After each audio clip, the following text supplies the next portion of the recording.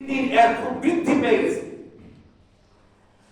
জামাল নাসির যখন এইভাবে তিনি সদাসৎবর্গ আইন পাশ করলেন, আইন পাশ করার পরে যখন সাইয়েদ কুতুবকে যখন জেলখানার ভিতরে আবদ্ধ করে দেওয়া হলো, জেলখানার ভিতরে আবদ্ধ করে দেওয়ার পরে কিছুতেই তাকে যতই তীব্রতা শাস্তি বাড়িয়ে দেয়, কিন্তু হকের পথ থেকে সাইয়েদ কুতুব তিনি তখন আলাদা হন না।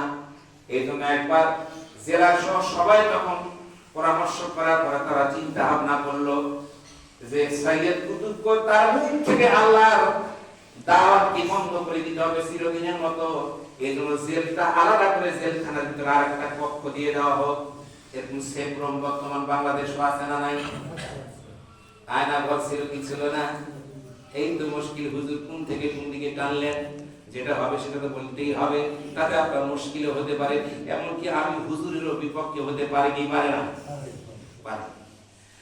এইভাবে করে জামাল নাসির তখন আইন কার্যকর করলেন, করার পরে সুন্দর একটা সেফ হোমের মধ্যে সাইয়েদ কুতুবকে রেখে দিলেন।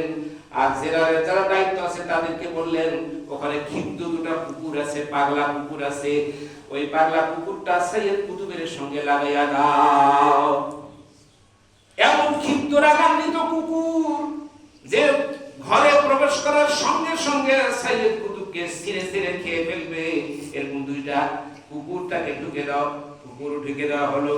কুকুর দিয়ে দেওয়ার পরে জেলখানার ভিতরে জেলার সব পুলিশগুলো অবাক হয়ে গেছে, সর্বনাশ।